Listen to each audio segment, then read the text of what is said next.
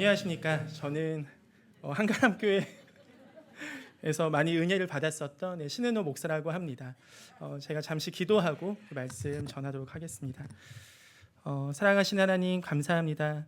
오늘도 주님께서 부활하신 이 귀한 날에 하나님 앞에 우리의 모든 것을 내어두고 시간과 마음과 모든 정성 다해 주 앞에 나아오는 이 마음 가운데 세상에서 줄 수 없는 아버지의 만나의 말씀 주셔서 이곳에 있는 우리 모든 한 명 한 명이 주의 성령 안에 주의 말씀 안에 충만해지고 행복한 그 은혜를 경험하는 오늘 예배가 되게 하여 주시옵소서. 특별히 성경 신예배로 주 앞에 나아갑니다. 우리의 삶을 거룩한 산 제사로 드리며 나아가는 예배가 되게 하여 주시옵시고, 주님 앞에 받는 것을 넘어서 주님 앞에 다시 한번 드릴 수 있는 믿음의 선배들의 삶을 하나하나 밟아가는 우리 모두가 되게 하여 주시옵소서. 감사하며 예수님의 이름으로 기도합니다. 아멘. 네, 오늘 말씀과 같이 요엘서 2장 28절부터 32절까지 말씀을 우리 한가람교회 귀한 성도님들과 나누길 원하는데요.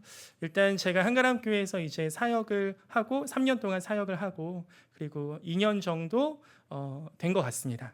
그래서 한 4일만 지년 됐는데, 일단 저는 한가람교회가 너무 좋습니다. 우리 교회가 뭐 싫어서 떠났거나 뭐 힘들어서 못했어서 떠난 건 절대 아닙니다. 저한테 있어서 한가람교회는 사실 약간 천국과도 같은 곳이었습니다. 이게 그냥 하는 말씀이 아니고요. 정말 그 담임 목사님께서도 정확하게 말씀해 주신 사항을 제가 열심히 하면 되고, 성도님들은 저를 마치 손자 보듯이 또 아들 보듯이 이렇게 늘 이렇게 쓰다듬어 주시는 마음이 늘 있었어요. 그래서 이렇게 물론 저희 엉덩이를 친다거나 머리를 쓰다듬거나 그러진 않으셨는데, 항상 이렇게 인사드리고 또 항상 이렇게 오고 가는 대화 속에 얼마나 큰 그 위로와 안식이 참 저한테 있었는지 모릅니다. 그리고 일부 예배 아침마다 제가 아멘 성가대 지휘자로도 제가 2년 했었더라고요. 그래서 그때 그 경험은 저한테 사실 제가 어렸을 때 예수님을 만났던 경험 중에 하나가 유초등부에서 당시에 성가대를 했었거든요.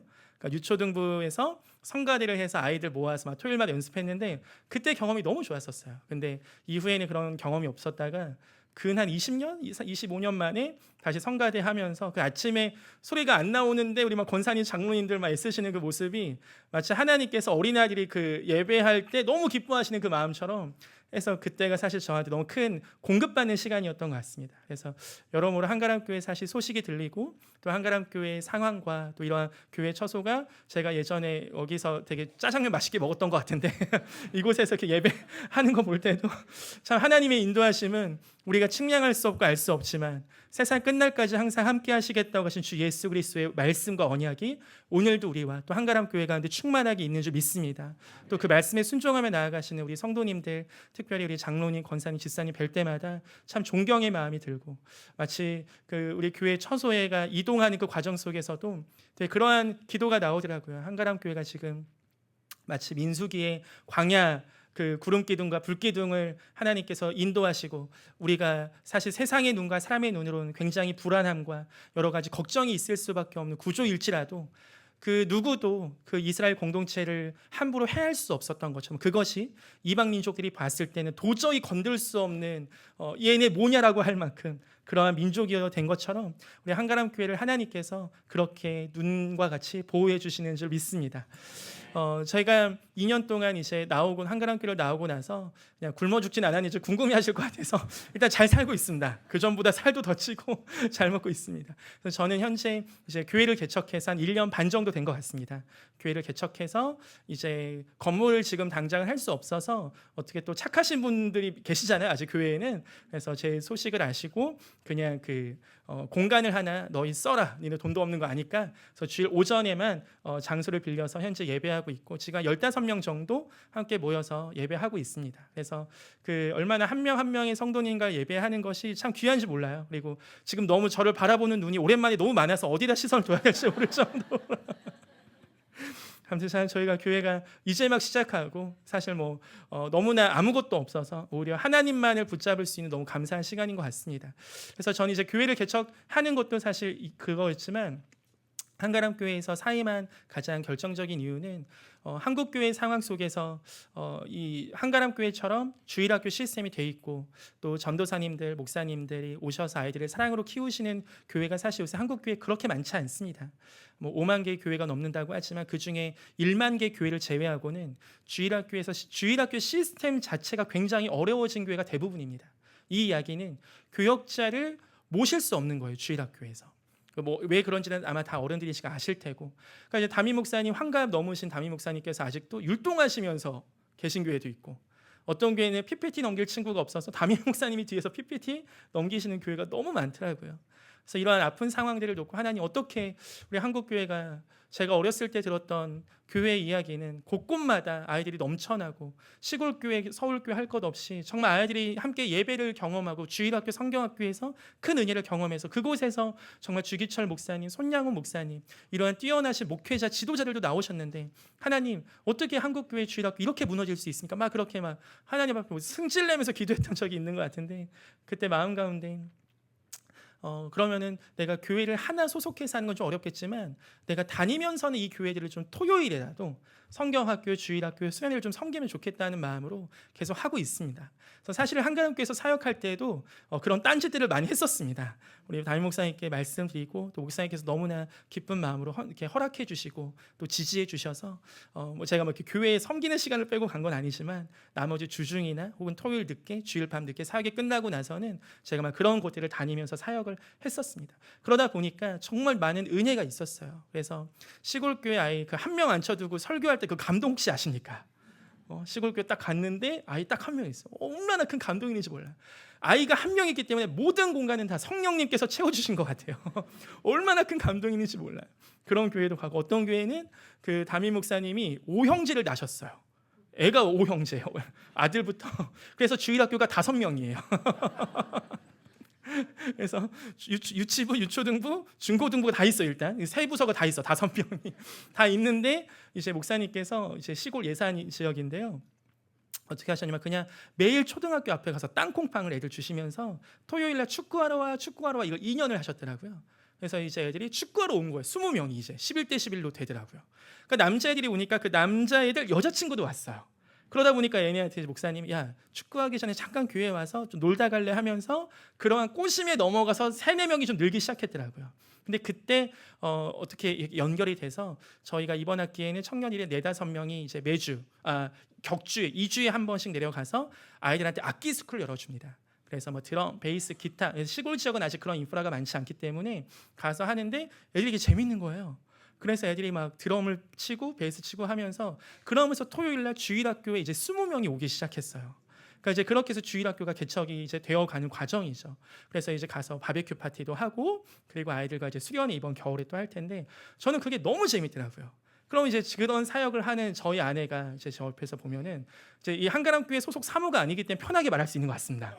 이제 저희 아내와 저는 이제 친구 때부터 이제 사귀었기 때문에 좀 편하게 대화를 합니다. 그래서 현실감을 살리기 위해서 야 너는 남는 것도 없는데 지금 뭐 하는 거냐? 야 이 교회에는 건물이라도 있으시지 성도님이 있으시지 네가 제일 작아 너 아무것도 없잖아 성도님이 있냐 교회가 있냐 건물이 있냐 뭐가 있냐 남는 거 아무것도 없는데 그거 왜 하냐? 근데 그 말씀이 저한테는 이게 진짜 하나님의 일을 너무 잘하고 있다는 생각이 들었습니다. 우리 예수님은 아무것도 남지 않는 아무것도 없는 아무것도 모든 것을 가지신 분이 아무것도 남기지 않고 모든 피와 모든 물을 다 저에게 주신 분이 우리 하나님이십니다. 주님은 절대 우리 가운데 남기지 않고 주셨기 때문에 저 역시 그러한 섬김과 그러한 사랑이 너무 전 재밌더라고요. 그래서 그렇게 갔다 오면 너무 재밌어요. 그러니까 이 재미가요. 저희 아내가 그런 얘기를 했습니다. 내가 언제 한번 식당에서 밥을 먹고 나오는데 골프 치다 나온 아저씨들을 봤거든. 근데 이 표정이 어디서 봤나 했더니 신은 옷 이 표정이야. 그러니까 저는 이게 너무 재밌는 거예요, 정말. 막 그리고 여수 막 갔다 오면 너무 재밌어. 예산 갔다 오면 너무 재밌어. 물론 몸은 피곤하죠. 물론 몸 피곤하고 또 이제 청년들을 데리고 다니니까 얘네가 가만히 있으니까 먹여야죠. 얘네 먹이고 하는 게 쉽지는 않죠. 그런데 재밌어요. 이제 이쯤 얘기하면 궁금하시죠? 저 인간 어떻게 먹고 살까? 네, 그래서 또 하나님께서 저에게 건강한 2 팔과 2 다리를 주셔서 주중에는 한 3일 정도 택배를 하고 있습니다. 택배를 하는 이유는 사실 제가 먹고 사는 문제도 있지만 뭐 저 혼자야 하나님 앞에서 어떻게든 먹고 살겠죠. 그런데 이제 차를 2대를 운영하고 있어요. 그래서 쿠팡에서 차 2대를 쓰면서 이제 선교사님들 중에 안식령 나오셨는데 하실 게 없잖아요. 그리고 지금 한국교회에서 은퇴를 앞두고 계시거나 혹은 사역지를 정하지 못한 목사님들 중에 혼자 택시기사 하시면 너무 정체성이 힘드실까 봐 같이 택배하고 같이 기도 같이 얘기하면 우리가 함께 보호가 되겠다. 그리고 이제 선교사 나가기 전에 우리 간사님들도 그 재정적으로 선교단체에서 사례비를 많이 줄 수 없으니까 그렇게 해서 그 하루에 4명이 2인 1조로 지금 택배를 열심히 하고 있습니다. 그래서 이제 그렇게 돌아가면서 커뮤니티가 좀 구성이 되고 이제 그러면서 친구들이 하면서 한 명은 제가 이제 개척한 교회에 한 명의 우즈베키스탄 현지인 자매가 와요. 이 친구도 먹고 살 게 없으니까 너 와서 택배할래 하니까 너무 좋아하더라고요. 그래서 그 친구가 지금 와서 택배하면서 저희 회사에서 돈을 얘가 제일 잘 법니다. 저보다 많이 받아가요. 이 친구는 이제 주 5일 넘게 하니까. 그런 식으로 저는 잘 살고 있습니다. 제가 한가람교회에서 너무나 많은 것을 배웠고 또 너무나 많은 사랑을 받았기에 함께 살아감에 있어서 너무나 큰 은혜가 있는 것 같아서요. 설교 서두에 혹시라도 저를 걱정하시는 분들을 위해서 저 잘 살고 있다는 안심의 말씀을 꼭 전해드리고 싶었습니다. 오늘 말씀을 좀 보시면요. 그 후에 내가 내 영을 만민에게 부어주리니 이렇게 나오거든요. 아마 이 말씀은 우리 마지막 날의 찬양을 통해서도 많이 아실 거라 믿습니다. 근데 여기서 보시면 이 말씀이 사실 요엘 선지자는 우리가 많이 들었던 이사야, 예레미야, 에스겔, 다니엘, 호세아 이런 선지자들보단 조금 빈도수가 적으실 거예요. 요엘이라는 선지자가 그도 그럴 것이 이제 일단 짧기도 하고요. 그리고 뭔가 열방에서 일어난 일들보다는 좀 국지적인 예언들이 요엘서에는 많이 있는데 그런데 신기한 건 이렇게 성경이 정경화 작업이 되기 전에 이 베드로라는 사도가 주의 오순절 성령 사도행전을 딱 시작할 때 성령이 충만할 때 베드로 사도가 일어나서 선포한 말씀이 이사야나 모세나 엘리야나 선지자들 우리가 아는 유명한 선지자들이 했던 말씀을 인용한 것이 아니라 바로 이 말씀을 인용합니다.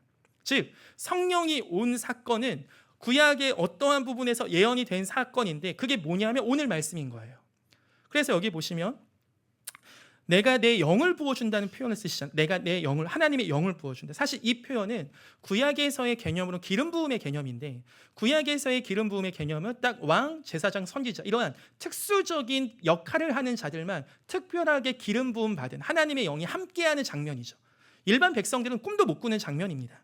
그런데 오늘 말씀은 내가 내 영을 만민에게 부어준다. 이거는 구약에서 있는 말씀이 아니에요. 구약에서 어울리지 않습니다. 구약은 선지자에게만 주의 영을 부어주시고 그 다음에 제사장에게만 주의 영을 왕에게만 주의 영을 부어주시는 굉장히 특수한 일인 거죠. 그런데 오늘 요엘 선지자는 이렇게 얘기하는 거예요. 내가 내 영을 특수한 왕, 제사장, 선지자가 아닌 이제는 모든 만민 심지어는 뒤에 보시면 종들에게까지 부어준대요.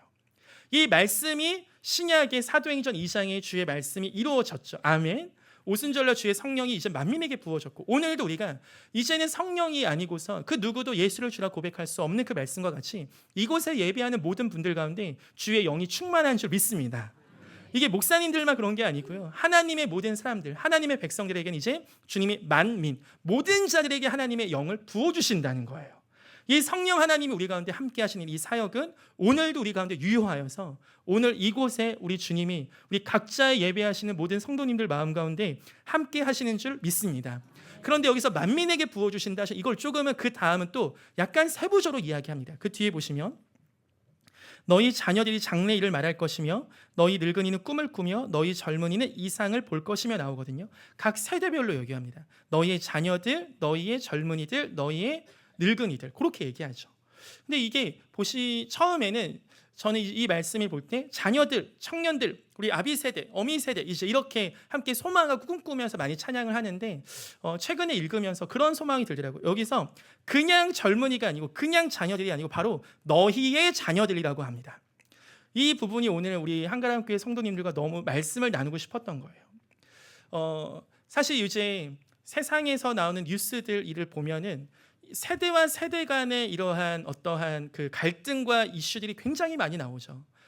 젊은이가 버스 기사 자기 할아버지 뻘 되시는 분은 폭행했다거나 이런 세대와 세대 간의 대화가 단절되어 버린 듯한 정말 이게 물론 예전에 고대 문헌이나 중세 문헌을 찾아봐도 그런 글이 있어요. 요새 젊은 것들은 말을 듣지 않는다더라 이런 게 있어요. 그러니까 젊은이가 말을 안 듣는 건 굉장히 보편적인 현상입니다. 청년 우리 교회에서도 요새 청년들 말 안 들어 하면은 얘네가 정상이구나 생각하시면 돼요. 왜냐하면 이게 사람의 기본적인 성향이에요. 말을 안 듣습니다. 일단 젊은 애들은. 그러니까 제가 청년부 3인데 얼마나 힘든 줄 아세요? 아무튼 이 젊은이들이 말을 안 듣는 이 보편적인 현상임에도 불구하고 예전에는 농경 사회가 우리는 한국이 많이 길었잖아요, 사실. 그러니까 젊은 사람 저 같은 사람이 이제 농사를 지으려고 해도 저희 아버지나 할아버지 야 오늘 비 올 것 같으니까 좀 잘 해봐 하면 제가 볼 때는 뭐가 비가 와요 하늘 맑은데. 그런데 어른들 아시는 그거 있잖아요. 그러니까 어떤 가업이라든지 어떤 직장이라든지 젊은 사람들이 세상을 경험하고 돈을 먹고 살려면 예전에는 아버지와 할아버지 말씀에 귀를 기울였어야 돼요.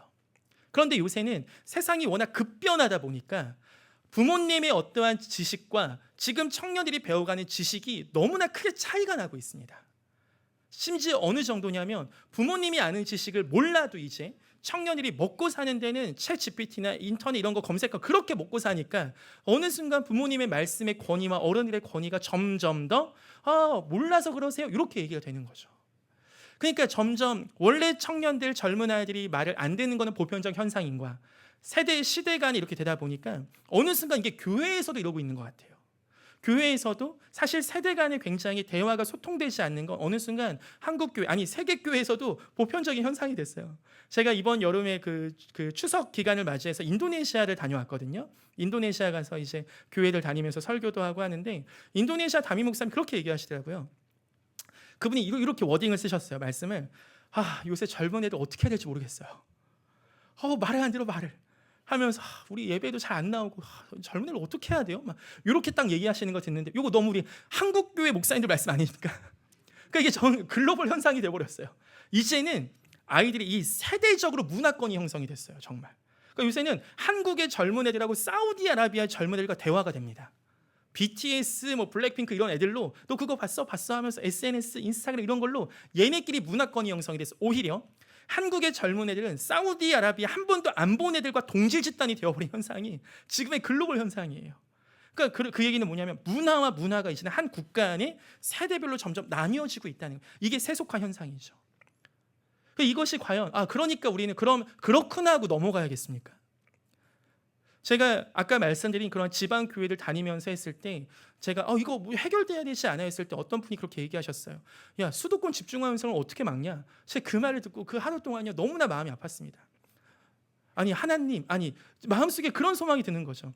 세상이 세속화된다고 세상이 수도권 집중 현상이 된다고 교회가 수도권 집중 현상이 되는 게 말이 됩니까? 세상이 이렇게 된다고 교회가 이렇게 되는 게 말이 됩니까? 아니 교회가 세상에 영향을 미쳐야지 왜 우리 교회가 세상에 영향을 받습니까? 세상이 살인자가 늘어난다고 교회가 살인자가 늘어나야겠습니까? 세상에 죄가 많아진다고 교회도 죄가 많아져야겠습니까? 그럼 교회가 주신 빛과 소금의 역할은 어디 간 겁니까? 세상이 어두우면 같이 어두워지고 세상이 무너지면 같이 아니요. 무너지는 세상을 버티게 하는 게 교회예요. 어두워진 세상을 비추게 하는 게 교회 아닙니까? 교회 세상이 아무리 수도권 집중 현상이 나도 교회에서도 그렇게 되면 안 되지 않습니까? 라는 그 울분이 너무 자존심 상하는 거죠. 우리 교회인데 우리 그리스도인인데 서로 가운데 필요한 것을 통용하는 게 초대교회 모습이었는데 서로의 물건을 팔아줘. 너 이거 필요하냐? 이거 주고 밭을 팔아서 그 값을 사도들 발 앞에 두는 이게 교회의 모습이었는데 이게 어떻게 세상이 이렇다고 교회가 이럴 수 있습니까? 라는 세대가 지금 갈라지고 있고 세대가 차이 나고 세대가 이렇게 된다고 하는 게 어떻게 교회에서 있을 수 있겠습니까? 하는 마음이 들어서 사실 지금 이렇게 같이 하는 사역들 중에 또 하나가 단기 선교를 열심히 가고 있습니다. 제가 원래는 단기 선교 진짜 열심히 가는데 우리 한가람교회 섬길 때 타이밍이 코로나하고 겹쳐서 못 가서 너무 아쉬워요 사실. 근데 어쨌든 추석 때 제가 이제 추석 때 시댁 가기 싫으신 분들 다 오세요 했더니 엄마들이 다 오셨어요. 그래서 이제 어르신들 막 70대 나도 애들 보기 싫다, 손녀들 보기 싫다 이제 하면서 저희 팀이 20대부터 70대까지 다 있었어요. 20대, 30대, 40대, 50대, 60대, 70대까지 다 있어요. 얼마나 제가 힘들었겠습니까? 24명이 가시는데 다 달라요. 그래서 되겠습니까? 전국에서 모였어요. 제주도에서 오시고 대구에서 오시고. 그래서 공항에서 그곳에 인도네시아 가서 딱 처음 팀 모임을 했어요. 그래서 이거 완전히 콩가루 오합지졸도 이런 오합지졸 없는 거죠. 그런데 일주일 동안 사역하는데 저희가 이제 그 도시에도 가서 막 사람들도 만나고 하는 사역들을 했거든요. 근데 택시를 타고 가야 되는데 택시를 탈 때 4인 1조로 하는데 택시를 어플로 잡는 거. 우리로 지금 카카오 택시 같이. 근데 그래서 어른들이 이게 좀 어려우실 수 있잖아요. 그래서 청년들 한 명을 조별로 배치했죠. 청년들은 요거 빠르잖아요. 그러니까 어른들 볼 때는 얘가 예수님인 거예요. 예수님. 당신이 떠나시면 안 됩니다. 청년들 뭐 먹고 싶냐? 햄버거 먹고 싶으면 맥도날드 가자. 그래, 너 먹고 싶은 거 골라라. 그러니까 청년들이 그렇게 한 명씩 하면서 청년들이 요것만 하면 어른들이 완전 예수님 되죠. 그런데 어른들은 우리 한국교회 권사님들 얼마나 빡세십니까? 얘가 보여? 그럼 보이면 가서 붙잡고 선교사님이 알려주신 거 바로 얘기하죠. 당신을 하나님이 사랑하십니다. 그리고 저희 어머니도 이번에 가셨거든요. 어머니가 딱 가셔서 하시는 말씀, 내가 암에 걸렸었는데요 하니까 애들이 떠나지를 못하는 거예요. 내가 암에 걸렸었는데 너무 행복하게 잘 살고 내 얘기 좀 들어볼래요? 하고 앉히고 막 30분 동안. 그러면서 요새는 그때 청년 등장.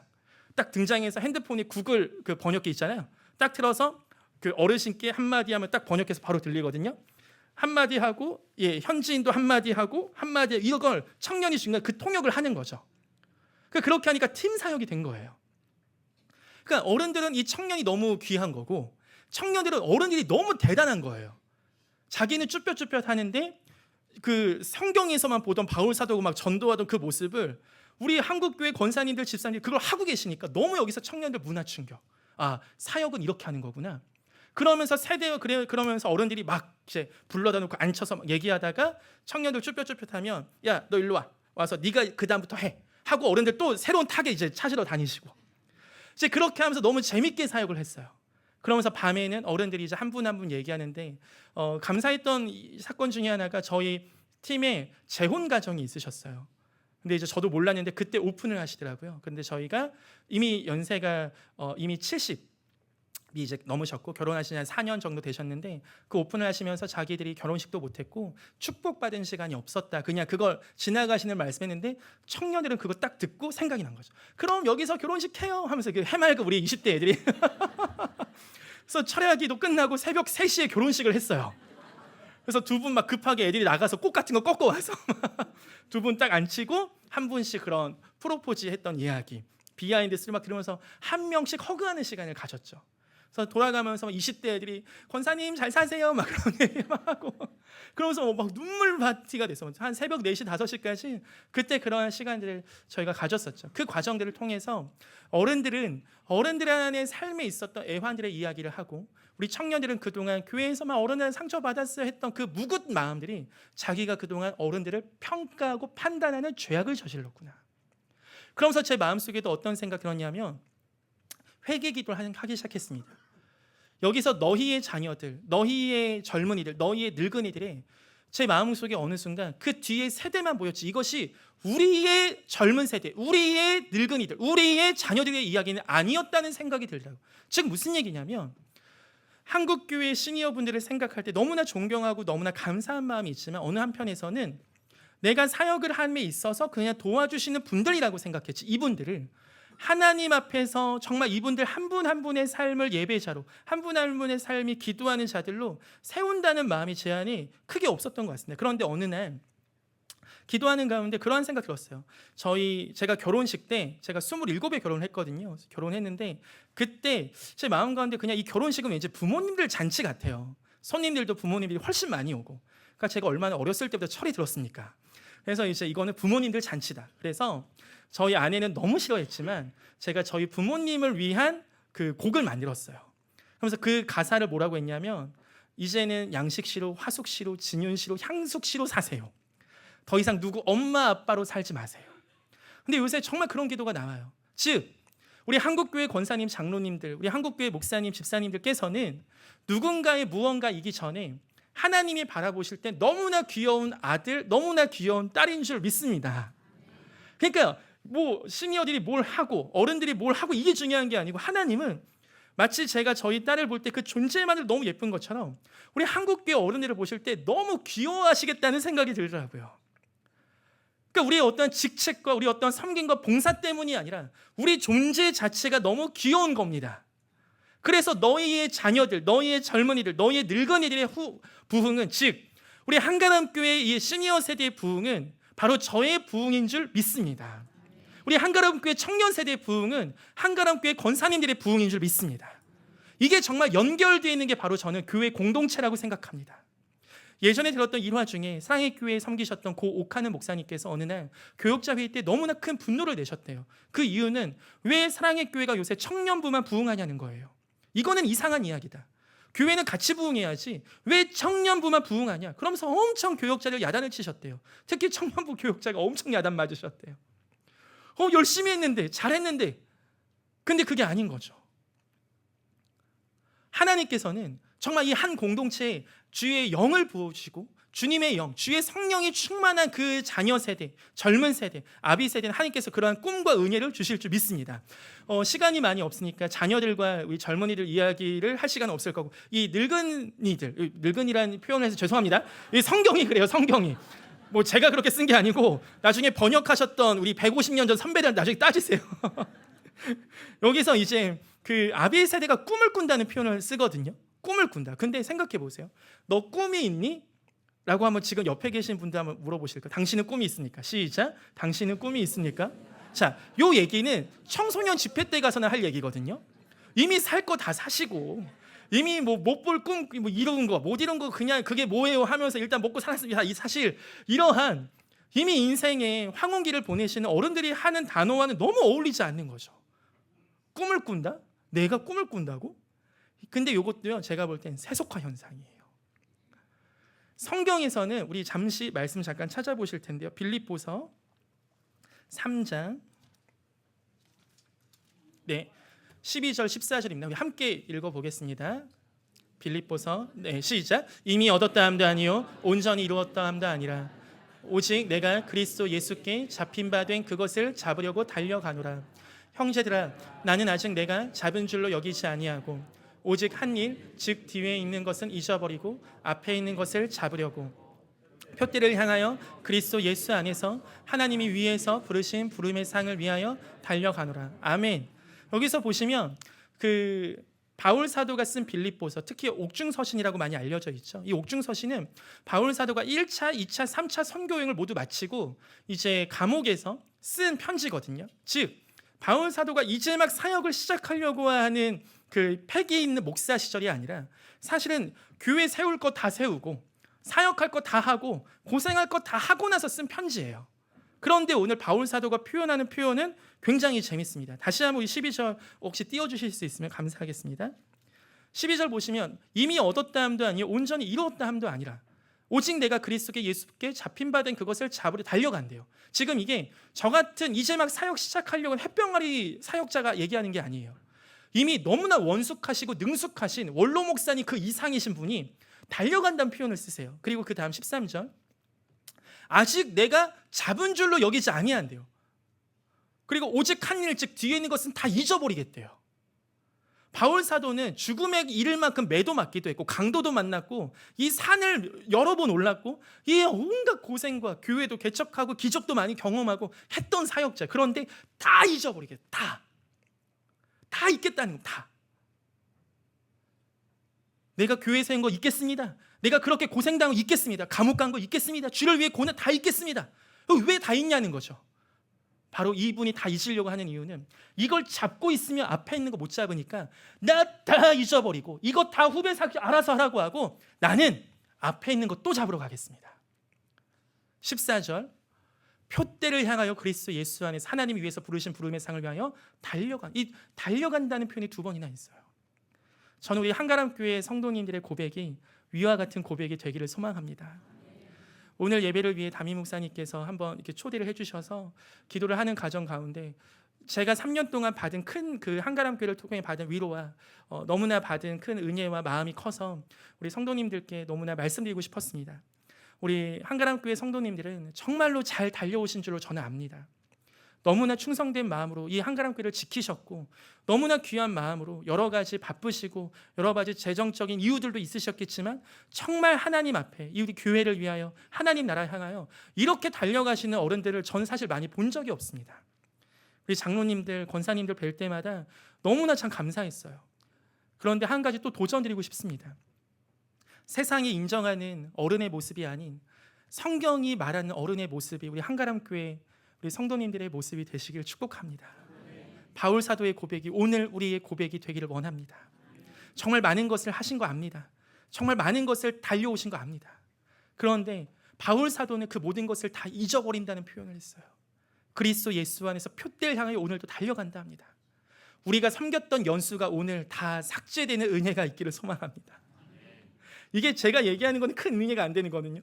근데 막 우리 장로님들 중에 한 분이, 권사님들 중에 한 분이 나 오늘까지 내가 주방 봉사한 거 다 잊어버릴게. 아멘. 우리 장로님들, 이 교회 건축을 위해서 내가 지금까지 한 거 다 잊어버릴게. 이 말의 무게가 얼마나 큽니까? 그게 얼마나 어렵습니까? 그게 얼마나 쉽지? 그것 때문에 우리 기라성 같은 위대하신 목사님들도 얼마나 많이 넘어지신 겁니까? 내가 했는데, 내가 이거 했는데. 그런데 바울 사도가 얘기하는 거죠. 다 잊어버린다. 모세는 80살 때 이스라엘 공동체를 애굽에서부터 출애굽하는 비전을 보고 뛰어갑니다.